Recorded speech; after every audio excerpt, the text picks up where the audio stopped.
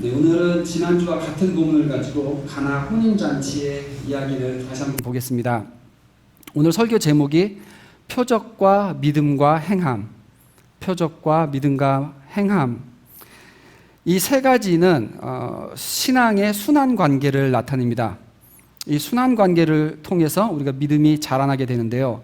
설명을 드리자면 이렇습니다. 어떤 표적을 봤을 때 우리가 믿음이 시작하기도 하고 또 그것을 계기로 믿음이 자라기도 합니다.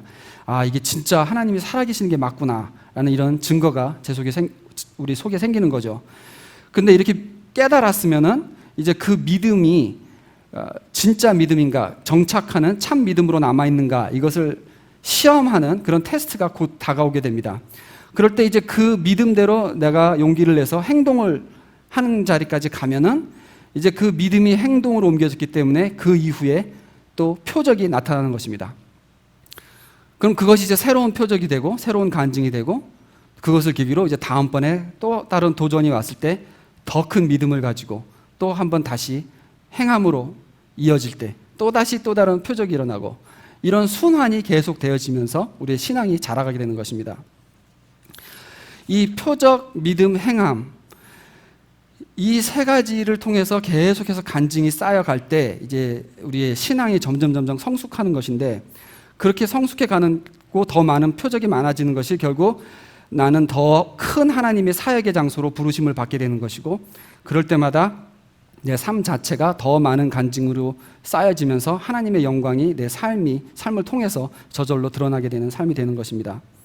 이것이 이 표적, 믿음, 행함의 이 관계인데요. 이 세 가지가 끊임없이 계속 돌아가야 하는 것입니다. 그러니까는 믿음의 거장들, 막 엄청난, 우리는 와, 어떻게 그런 간증이 있지, 이런 놀라울 만한 이런 분들의 그 삶이라는 것이 우리하고 특별히 다른 것이 아니고, 어릴 때부터 처음 말씀을 접했을 때부터 바로 그것을 믿음으로 딱 받고 바로 행함으로 옮겼을 때, 그때 우리의 표적을 보게 되고 체험하게 되고, 그럼 그 다음에 또 그 일을 반복하고, 이 순환이 아주 빠르게 돌아가는 것입니다. 그런 사람들이 나중에 이제 성장을 하고 더 큰 일에 사용이 되고 더 큰 간증들이 생겨지게 되는 것이죠. 근데 보통 대부분의 사람들은 이 순환이 빨리빨리 돌지를 못합니다. 도전이 딱 닥치면은 그때 믿음으로 바로 무장을 하고 담대하게 순종하는 것이 아니라, 왜 이런 일이 나한테 오나, 하나님은 왜 이래서야만 하는가, 이런 내 마음을 다루지 못하고 담대하게 나가지 못하고 두려움에 쌓여있고 또 생각으로 막 계산하고 하느라고 다음 단계로 나가지 못하는 것이죠. 이제 그게 막 1년, 2년, 10년씩 걸리면서 계속 한 군데에 정착하고 있는 것입니다. 담대하게 믿음으로 일어서서 행할 때, 행함으로 옮겨질 때 또 다른 표적이 생기고 또 한 바퀴가 돌 수 있는 것입니다. 그래서 내 신앙이 지금 정체되어 있다, 이제는 어떤 간증을 내가 체험한 지도 굉장히 오래되어 있다, 이런 상태에 있으시다면은 내가 어느 부분에서 지금 이 순환이 막힌 것인지를 점검을 해야 합니다. 오늘 본문 말씀에는 이 표적과 믿음과 또 행함에 관한 귀한 메시지들이 많이 담겨 있습니다. 그래서 오늘 말씀을 통해서 우리 모두에게 이 원활한 순환이 다시 시작되는 그런 하나님의 은혜가 있기를 기도합니다. 첫 번째로 표적에 대해서 봅니다. 표적에 대해서 제가 나누고 싶은 내용은 어떻게 그러면 표적을 보게 되는가, 어떻게 표적을 체험하는가, 거기에 대해서 생각을 해보겠습니다. 근데 그 전에 먼저 이 오늘 본문 말씀에 보면은 이 담겨진 그 숨은 상징들이 참 많이 있습니다. 이 가나 혼인잔치는 예수님의 첫 기적이라서 지난주에도 제가 한 가지 말씀드렸지만은 이 상징을 품고 있는 내용들이 많이 있는데요. 오늘 그 중에서 중요한 세 가지만은 한번 나눠보겠습니다. 첫째로, 혼인잔치는 메시아를 맞이하는 축하잔치를 상징하고 있습니다. 요한복음을 쓴 요한이 나중에 요한계시록을 쓰면서 예수님께서 재림하시는 그 장면을 교회와 예수님이 함께 만나는, 그래서 결혼잔치를 하는 그러한 장면으로 비유해서 묘사를 하고 있습니다. 같은 요한이 예수님께서 초림으로 지금 처음 오셔서 첫 기적을 행하는 이 장면이 바로 가나의 혼인잔치에서 이루어지는 사건으로 기록을 하고 있습니다. 그러니까 이 혼인잔치는 예수님을 맞이하는, 우리가 예수님을 메시아로 맞이하는 그 잔치를 의미하고 있습니다. 또 본문에 돌 항아리가 6개가 있었다고 했죠. 유대인들은 그 지키는 여러 가지 규례 중에 하나가 밖에 나갔다 들어오면은 꼭 돌로 된 항아리에 담겨진 물로 손을 씻어야지 이 손이 부정하지 않고 이제 깨끗해졌다라는 이렇게 그러한 규례가 있었습니다. 유대인들이 지키는 많은 그 의식 절차들의 하나였던 것이죠. 흙이 아니라 돌로 만들어진 항아리. 그래서 집마다 다 이렇게 큰 물을 채운 돌 항아리가 있었다고 하는데요. 거기에 담긴 물로 씻어서 나의 부정함을 씻어냈을 때 이제 음식을 만질 수 있고 또 식사를 할 수 있었습니다. 근데 지금 이 포도주가 떨어진 상황에서 예수님께서 유대인의 이 정결 예식에 쓰였던 큰 물동이를 가득 포도주로 채우시는 이 기적은 물이 아니라 이제 포도주로 대체시키시는 율법에서 예수님의 피로 대체되는 그 메시아의 새 언약을 또 상징하고 있습니다. 한 가지 더 보자면은 예수님께서 내 때가 아직 이르지 아니하였다라는 말씀을 하시는데요. 내 때가 과연 무엇인가? 요한복음에는 이 다음에 5장에 가서도 또 7장에 가서도 8장에 가서도 계속 아직 때가 이르지 않았다라는 말씀을 하십니다. 그러시다가 요한복음 12장에 가셔서 드디어 인자가 영광을 얻을 때가 왔도다라고 처음 말씀하시고 13장에서도 또 같은 말씀을 하십니다. 그러니까는 이 오늘 본문 2장에서부터 계속 여러 번 나오는 이 때, 영광에 이르는 때라는 것은 바로 십자가와 그 부활의 때를 예수님께서 말씀하고 계시는 것입니다. 그래서 지금 이때부터 처음부터 계속 그것을 언급하고 계시는데 요한복음에는 이런 식으로 많은 연구와 묵상과 또 전체적으로 그림을 볼 때만 얻게 되는 그 상징적인 의미들이 많이 담겨져 있습니다. 예수님의 첫 번째 기적, 오늘 이 가나안 혼인잔치의 기적도 보면은 눈에 띄지 않게 감춰진, 조용히 몇 명에게만 이해가 되고 알려진 그러한 기적이었습니다. 오늘 본문 생각을 해보면은 참 많은 사람들이 등장을 하고 있습니다. 일주일 동안 결혼 파티를 하는 곳이니까는 얼마나 사람들이 많이 모여서 계속 음악이 끊이지 않고 웃음소리가 넘치고 하는 그런 파티가 연상이 되실 것입니다. 이렇게 시끄럽고 어수선한 상황에서 많은 사람들이 오가는데 예수님은 그 와중에 첫 기적을 은밀하게 행하셨고 그 기적을 목격한 사람은 예수님의 어머니, 제자들 몇 명, 그리고 하인들 뿐이었습니다. 파티를 주관했던 연회장도 몰라서 지금 무슨 일이 일어나는지를 모르죠. 그래서 왜 이렇게 좋은 포도주를 나중에 나오는 게 어딨냐 이런 말을 합니다. 그 결혼식의 주인이었던 신랑 신부도 모르고 있습니다. 뭐 나중에 아마 자초지종을 듣게 됐을지는 모르겠지만은 지금 이 현장의 기적을 목격을 하지 못하고 있습니다. 자기 파티인데, 자기의 축하 잔치인데. 상석에 앉아 있는 그 VIP들도 다 모릅니다. 누구만 알았는가? 예수님과 가까이 있었던 사람들, 그리고 예수님 말씀에 순종한 사람들만 그 첫 표적을 목격하게 됐다는 것입니다. 여기서 우리가 배워야 할 것은 표적을 우리가 어떻게 목격을 하게 되는가, 어떻게 나한테 간증이 쌓이게 되는가. 잘 나가는 사람들이 모이고 재미있는 곳에 가고 세상의 화려함 이런 것에 관심을 두고 살다면은 예수님의 표적을 평생 보지 못하고 다 놓치고 살게 됩니다. 예수님은 늘 우리 주변에서 기적을 행하시는 분이신데 그걸 모르고 살게 된다는 것이죠. 관심을 예수님께 두고 있지 않으면은 예수님을 체험하지 못합니다. 우리 예배에 나와서 많은 사람들이 모여 있지만은 여러 가지 관심으로 생각이 분산되어 있을 수 있습니다. 그런데 다른 것이 아니고 내가 예배에 와서 예수님만을 바라보고 예수님에 대해서 관심을 가지고 늘 생활을 할 때, 늘 예배를 드릴 때 어느 순간인가 예수님을 체험하게 됩니다. 혼인잔치에 모인 이 많은 사람들, 여기 누가 모였나? 괜찮은 사람들이 좀 왔나? 어떻게 하면 재밌게 놀까? 여기는 뒤에 가서 더 맛있는 술이 나오네? 이런 생각만 하고 그런 이야기만 나누고 지나간 사람들 그 누구도 바로 이 장소가 인류를 구원하실 메시아 되신 예수님께서 첫 기적을 행하셨던 역사적인 장소라는 건 아무도 모르고 돌아간 것입니다. 표적을 보게 되는 비결. 눈에 보기 좋은 화려한 것을 쫓으며 살지 말고 계속 예수님만 따라 다니는 것이 비결입니다. 예수님께 제일 큰 관심을 두고 그 말씀을 순종하며 살다 보면은 하나님의 때에 표적이 일어나는 자리에 나도 거기에 가 있게 되는 것입니다. 제자들이 지금 여기 혼인잔치에 같이 왔다가 전혀 예상치도 못한 상황에서 기적을 보게 되는 것이죠. 그냥 오늘은 예수님께서 어떤 기적을 행하실 것 같다라는 이런 무슨 소문을 듣고 광고를 듣고 온 게 아니고 그냥 예수님을 따르기로 했으니까 예수님 따라서 계속 쫓아다니기로 한 건데, 그러다가 그냥 어떤 의무적으로라고 할까요? 그냥 친척의 결혼식이 있어서 거기에 갔는데 거기까지도 따라가서 같이 그냥 지내다가 이제 거기서 기대치도 않았던 이런 첫 번째 기적을 맞이하게 되는 것입니다. 표적을 찾아다니는 것이 아니고 예수님을 따라다니면서 순종을 하며 산다면은 하나님의 때에 표적을 만나게 되는 것입니다. 두 번째로 본문에 나오는 믿음에 관해서 좀 생각을 해보겠습니다. 모든 표적들은 사실 우선적으로 그 목적이 참 믿음을 심어주는 것이 그 목적입니다. 그래서 요한은 7가지 기적을 기록하면서도 이것을 기적이라고 부르지 않고 표적이라고 기록을 합니다. 미러클이 아니고 사인입니다. 이분이 메시아시다, 예수님이 메시아시다라는 것을 드러내는 그런 사인이라는 것입니다. 그래서 표적이라고 기록을 하는 것입니다. 자, 그런데 지난주에 제가 설명드린 대로 어머니 마리아는 예수님이 메리아신 것을 믿었고 또 이젠 무언가 하실 때가 된 것 같다라는 그런 기대감도 있었다고 제가 말씀을 드렸었죠.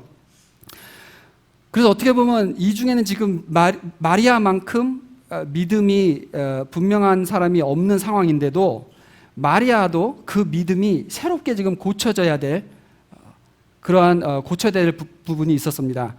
예수님께서 4절에 여자여 나와 무슨 상관이 있나이까 내 때가 아직 이르지 아니하였나이다 라고 말씀하시죠. 근데 이 말은 이제 마리아는 예수님을 내 아들 메시아가 아니라 하나님의 아들 메시아로 봐야 되는 그런 믿음의 전환이 필요했기 때문에 예수님께서 이 말씀을 하신 것입니다. 여기서 여자여라는 호칭은 보통 자기 어머니한테 부를 수 있는 그런 호칭이 아닙니다. 그렇다고 해서 이것은 무례한 그러한 또 호칭도 아닙니다. 어떤 때 사용되냐면은 약간 거리를 두면서 존중심을 표하면서 말을 할 때 여자여라고 이렇게 불러지는 호칭인데, 그래서 여기서 예수님께서 여자여라고 어머니를 부르면서 나와 무슨 상관이 있나이까 내 때가 아직 이르지 아니하였다라는 이 말의 의미는 다음과 같습니다. 예수님께서 기적을 행하시는 시간이 마리아가 이래라 저래라 마리아가 정해서 그 시간이 오는 것이 아니고 하나님께서 정해놓으신 대로 지금 가는 것이다 라는 것을 마리아에게 예수님이 확인을 시켜주는 것입니다. 마리아는 지금 마리아의 아들로서가 아니라 하나님으로서 예수님을 봐야 되고, 그것을 예수님께서는 가볍게 어머니에게 훈계를 하고 있는 것입니다. 지금까지는 예수님을 내가 난 아들로 봐왔다면은 이제부터는 예수님을 하나님으로 봐야 되는, 예수님의 인성이 아니라 이제 신성을 봐야 되는 때가 된 것입니다. 이게 마리아한테 얼마나 어려운 일이었을까? 우리 한번 생각을 해봐야 합니다. 내가 내 몸에서 나와서 기저귀 갈아주고 씻겨주고 먹이고 하면서 키운 아들인데 메시아인 걸 알았다 할지라도 이게 지금 내 아들이라는 그 생각을 거둘 수가 없는데, 이제부터는 마리아도 자기가 영혼을 구원받으려면, 자기가 구원받아서 천국에 가는 그 거듭남이 있으려면은 이분을 하나님으로부터 오신 구세주, 그런 메시아로 봐야 됐다는 것이죠. 30년 전부터 내가 내 아들이 메시아다라는 걸 믿고 왔다 할지라도 이제 그 속에 섞여 있는 많은 선입견들, 내 아들이라고 생각했던 모든 관념들 다 걷어내야 되는 것입니다. 지금까지는 어머니니까 이렇게 하거라 저렇게 하거라, 내 생각에는 지금 네가 이 포도주 문제를 좀 가서 해결해야 될 것 같다, 이런 말을 할 수 있는 어머니라고 생각해 왔다면은 그게 아니라는 거죠. 지금부터는 내 죄를 아시고 내 죄를 대신 짊어지시고 내가 구원을 받아야 할, 그 앞에 엎드려서 나도 회개하고 예수님을 영접해야 될 이제 그런 사람으로 마음이 바뀌게 된다는 것입니다. 믿음이 완전히 바뀌게 되는 것입니다. 이제는 마리아가 예수님께 순종해야 되는 시기가 된 것입니다. 쉬운 일이 아니죠. 예수님께서 이제 첫 기적을 행할 때가 된 것이다 라고 생각한 것도 맞는 거고 또 그렇게 감지한 것도 다 좋은 건데, 문제는 지금 마리아가 배워야 할 것은 마리아가 말해서가 아니라 하나님께서 말씀하셨기에, 하나님이 때이기에 이제 역사가 앞으로 쓰여질 것이라는 것을 깨달아야 되는 것이었습니다. 그래서 아직 십자가의 영광은 아직은 이르고, 그러나 그 가는 과정이 시작은 하긴 하는데, 마리아 당신께서 말을 해서가 아니라 하나님께서 정하신 때이기 때문에 기적이 일어나는 것입니다라는 것을 예수님께서 이 말을 통해서 훈계하고 계시는 것입니다. 우리에게 주는 교훈은 이렇습니다. 내가 만약 지금까지 평생 교회를 다녔고 설교를 수천 개를 들어왔고 누가 봐도 신앙의 본이 되는 그런 사람이다 할지라도 예수님 앞에 또 꾸중 듣고 바꿔야 될 부분이 있다는 것을 꼭 기억해야 합니다. 믿음대로 살지 못하고 내가 자꾸 실수하고 그런 문제를 이야기하는 것이 아니고, 내 믿음 자체에 잘못된 선입견들, 나도 모르게 잠겨있는 고집들, 오랫동안 붙들고 믿어왔던 신앙인데 바로 그렇기 때문에 나도 모르게 박혀있는 어떤 그 고정관념, 그것 때문에 내가 더 여기서 전진하지 못하고 참 믿음에 이르지 못하는 그런 나를 막고 있는 것은 있지 않은가, 이것을 고민해야 되는 것입니다. 저는 초등학교 1학년 때부터 주일을 거의 빠진 적이 없이 교회를 다녔습니다. 들은 설교만 계산해보다 한 1600개 이상이 되는 설교더라고요. 머리에 많이 기억에 남는 건 없지만은 아쉽게도. 근데 39살이 된 다음에 제가 신학교에 가서 공부를 하면서 정말 내가 잘못 배운 게 많았구나, 내가 잘못 알고 있었던 것이 많았구나 하면서 많이 깨지는 그러한 경험을 했습니다. 또 그 전에 몸이 아플 때에도 그때까지 30 될 때까지 뭔가 이렇게 딱 잡혀져 있는 내 신앙의 그 틀이 있었는데 그것도 다 내가 잘못 알고 있었구나 하는 것들이 너무나 많았습니다. 건강할 때 보는 신학과 내가 병자로서 또 보는 신학은 또 차이가 나는 것이죠. 오랜 신앙생활을 할수록 잘못 알고 있는 것을 고치기가 더 어려워집니다. 왜냐하면 잘못 알고 있다는 걸 인정을 하기가 힘들어지거든요. 나이가 들수록 자기 신앙관에 비춰서 맞는 것만 받아들이게 됩니다. 그러니까는 이미 선입견은 있고 그 위에 그 선입견을 더 견고하게 만드는 내용만 계속 쌓아가고 있게 되는 것이죠. 그럼 점점 신앙이 좁아지고 믿음이 고립되는 그러한 위험이 있습니다. 마리아는 지금 예수님께서 하신 말씀이 얼마나 충격이었겠습니까? 갑자기 내 아들이 나를 여자여라고 부르면서 또 하나님의 아들로 이제 나를 보기 시작해야 된다는 이러한 훈계를 하시는 것입니다. 그 혼인잔치에 있었던 그 많은 사람 중에서 그래도 가장 믿음이 분명했던 마리아였는데, 그 마리아에게 예수님은 30년 동안 믿어왔던 당신의 그 메시아라는 개념이 이제 바뀌어 새로운 믿음이 있어야 된다고 말씀하시는 것입니다. 오늘 본문에서 가르치는 믿음에 관한 우리의 배울 점은, 오래 믿음을 지킨 자일수록 다시 깨져야 하고 더 겸손해야 되고, 그럴 때에 참 믿음을 얻을 수 있게 된다는 것입니다. 이제 마지막으로 행함에 대해서 한번 생각을 해보겠습니다. 본문에서 행함이 있는 믿음을 보인 사람은 누구였습니까? 하인들이었죠. 하인들이 행함이 있는 믿음을 보였습니다. 근데 저는 이 하인들의 믿음이 생각할수록 도대체 이해가 안 돼요. 지금 이 지난주에 말씀드린 대로 포도주가 떨어졌다는 상황은 매우 시급한 상황입니다. 지금 빨리 나가서 포도주를 어디서 사와야 되나, 어디서 구해야 되나, 지금 얼마나 더 필요한가, 우왕좌왕 정신이 없을 상황인데 한심하게 지금 여기 항아리에다가 맹물을 붓고 있는 것입니다. 왜? 예수님이 그렇게 하라고 했다고. 6절 말씀을 영어로 보면은 이 항아리 하나가 약 20에서 30갤론의 사이즈였다고 합니다. 그리고 7절에 보면은 그 이제 넘치기 직전까지 채웠다고 하는데, 그러면 120에서 180갤론, 그 우유 들어가 있는 그 플라스틱 통 하나가 1갤론이잖아요. 그거 180개가 되는 양의 물을 지금 붓고 있는 것입니다.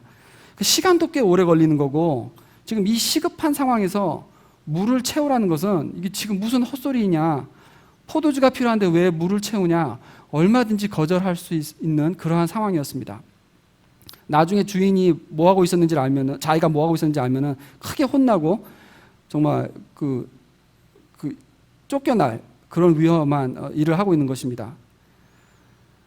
과연 언제 이 물이 포도주로 변했을까를 한번 생각을 해보자면,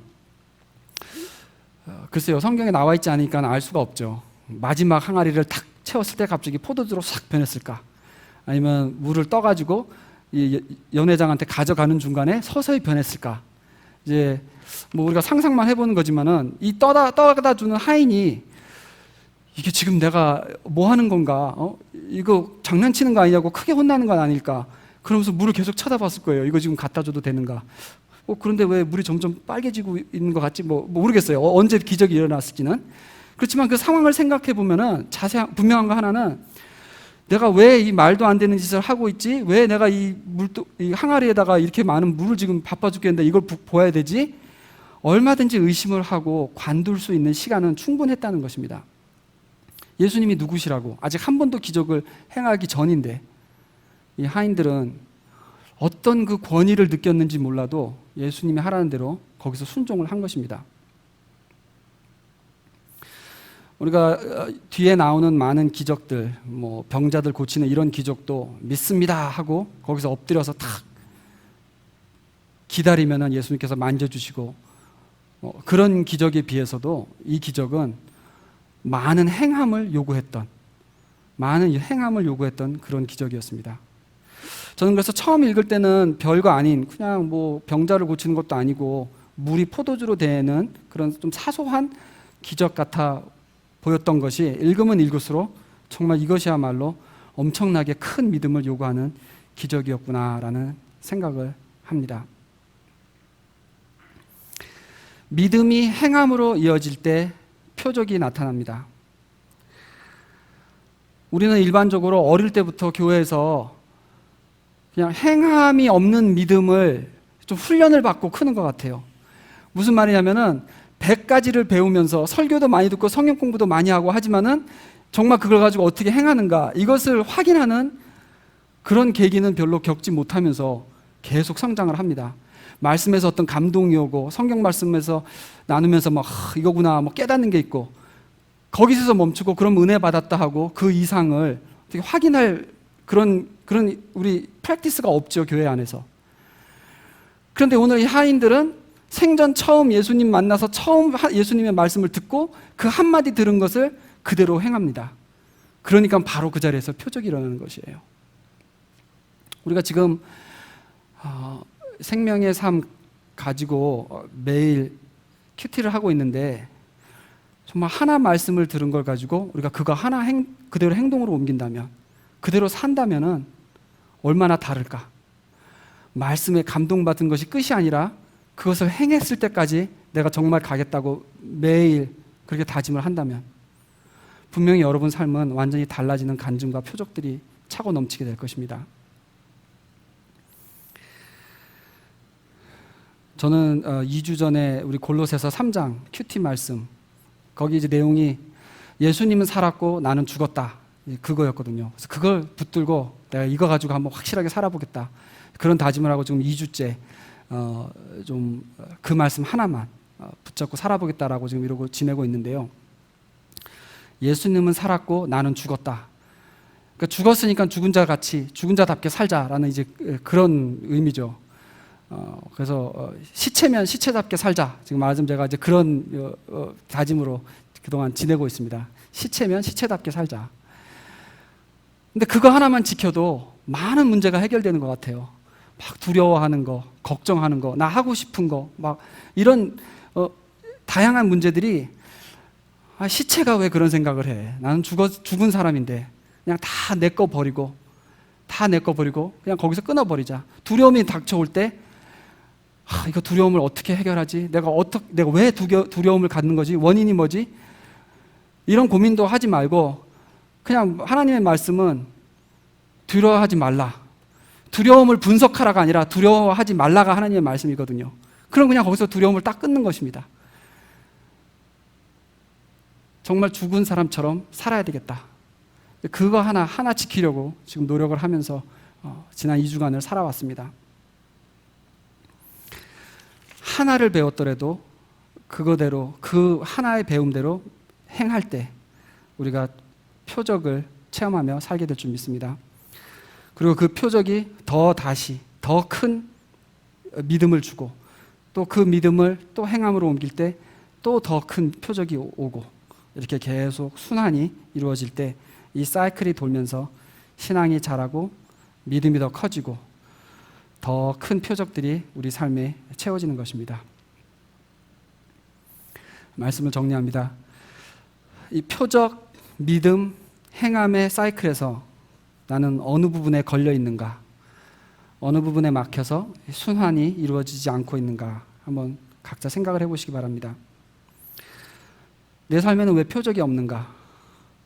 나는 왜 더 큰 간증을 얻지 못하고 있는가?